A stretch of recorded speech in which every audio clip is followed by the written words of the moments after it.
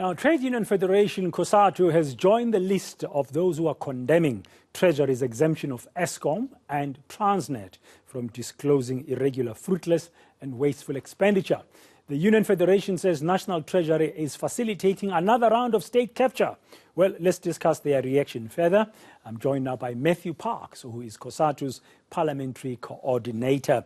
Matthew, good afternoon. Welcome to today, and thank you very much for your time.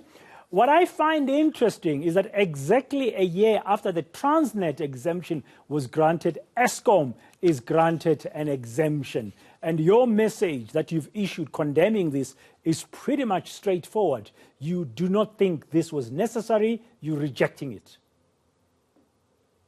Yes, no, good afternoon. Thanks for having us, Dan. To us, it's beyond belief. It's beyond description. This is a country, South Africa, which has experienced a decade of state capture, which has seen public servants being denied wage increases, which has seen public services that the economy, that society depend upon, being squeezed to the point of collapse in many instances.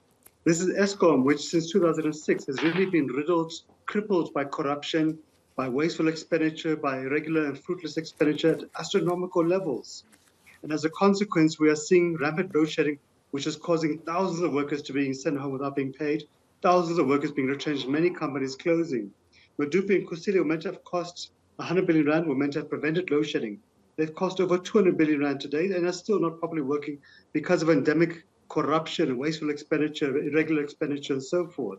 Similarly with Transnet. Transnet, the exemption goes further beyond just simply not disclosing wasteful, irregular, fruitless expenditure, but also not to disclose losses because of criminality. Yet Transnet, like PRASA, has been brought to the point of collapse because of syndicates who are targeting it for scrap copper and steel metals. We've seen 100 train carriages being destroyed because of arson and so forth, and that's critical to mining, manufacturing, agricultural jobs and exports and so forth. It makes no sense in this country where Eskom and Transnet were really found by the Zondo Commission to be the poster boys of corruption, of shoddy mismanagement, of irregular expenditure and so forth, to now say to them, well, we trust you, we don't think you'll misbehave, let's give you an exemption for 3 years. It's beyond the pale.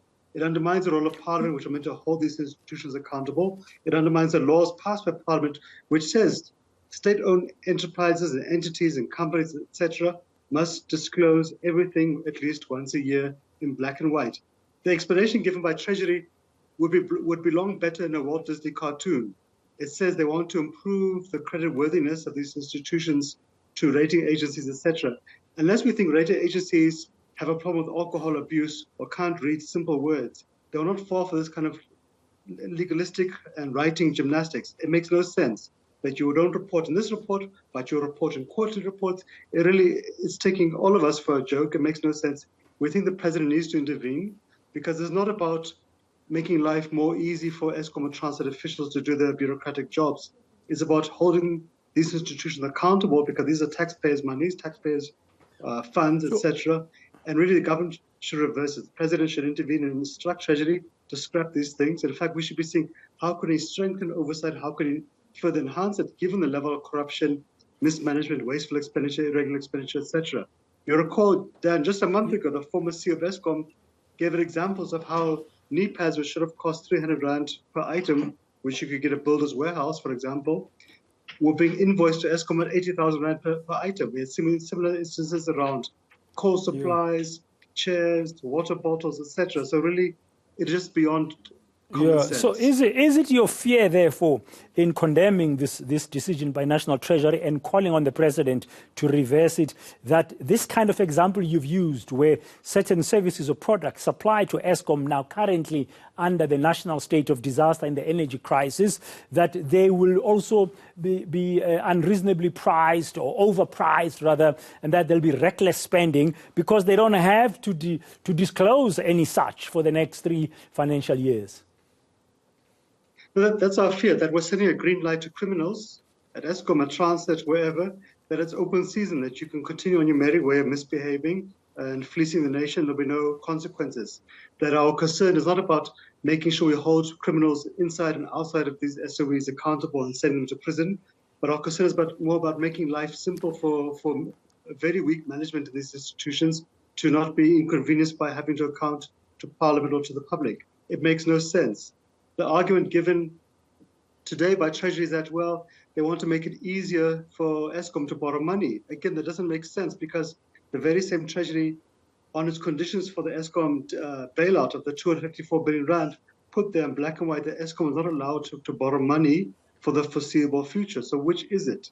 But whatever it is, it makes no sense. We'll try and find out from National Treasury. We're trying to speak to National Treasury this afternoon to say, which is it? It's a very valid question that you are asking. At a broader level, I mean, reading your statement, you quote a French philosopher, Frédéric Bastiat, and you say that when plunder becomes a way of life for a group of men in a society, over the course of time, they create for themselves a legal system that authorizes it and a moral code that glorifies it. Is South Africa there now? We think we are there right now. We had 4 commissions of inquiry into corruption and state capture, from the Zondo Commission, the Commission to SARS, and so forth. We think we are there right now. And I think, yes, there is some progress. We can see, for example, the South African Revenue Service, we're beginning to turn the tide because of competent management, investing in additional staff and IT capacity, and so forth. But on so many fronts, we are not moving forward. The police are struggling to deal with sophisticated criminals. The amount of people being brought to our courts, being prosecuted and tried and convicted and sentenced to prison is still, there is some improvements, but it's still far too few. The fact that we see in the local government sector, it's a wild west where mayors misbehave with impunity at a provincial departmental level. Again, there's just rampant chaos. We see reports of schools in the Eastern Cape still struggling to build infrastructure. When efforts are dealt with, in terms of tackling corruption, they can't spend it, etc. So we really do feel there's a lack of accountability. And this act, we feel, is just simply sending the wrong message to society. And Dan, it comes against, a very rough past few months where South Africa was grey listed because the international community thinks we're not serious about corruption, about money laundering, and so forth. Yet Treasury is pledged with them that, no, we are serious. We passed a law, etc. Now what do? We go and tell Eskom and Transnet, the poster boys for mismanagement and corruption, comrades, don't worry about it. You don't need to disclose these things. I mean, you can just send us an email and we'll look at that. Yeah, removing transparency really would undermine governance. We'll try and find out really and understand it for ourselves as well when we speak to National Treasury later on. Thank you very much for your time this afternoon.